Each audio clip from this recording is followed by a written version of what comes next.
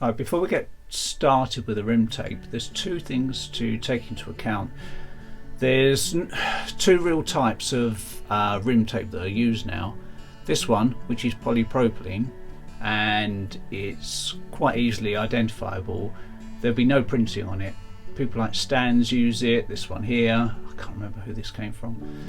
This is very resistant to any particles that are inside the sealant, which can wear away other rim tapes. And the second type of rim tape is called PET. I don't have any here, but it's quite easily identifiable. It will have printing on it. A lot of brands like that because obviously you can market it and it looks good, whereas this is quite plain. The PET material is less resistant to abrasion, so you need to do 2 loops on the actual rim itself, whereas this stuff you can get away with 1 because the sealant won't attack it, whereas the PET, the sealant does attack it and will wear away the surface, and so you need the first one to protect the second layer. Okay, we're going to start wrapping the rim with the rim tape. Here's the valve hole, so we need to find the end of the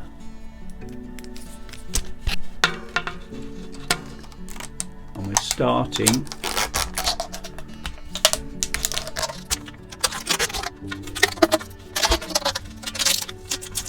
you want to keep it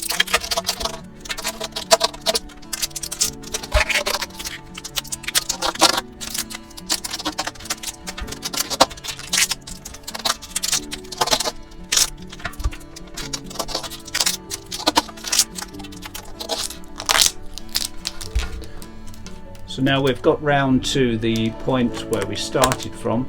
Here's the valve hole here, so we want to finish it to the right of the valve hole, so we've got an overlap.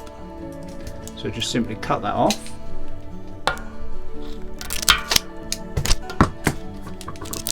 Push it down. Right, so you want to get as few wrinkles as possible. Okay, so now find the hole with your finger.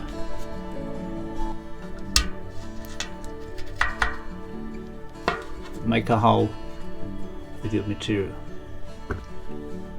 Then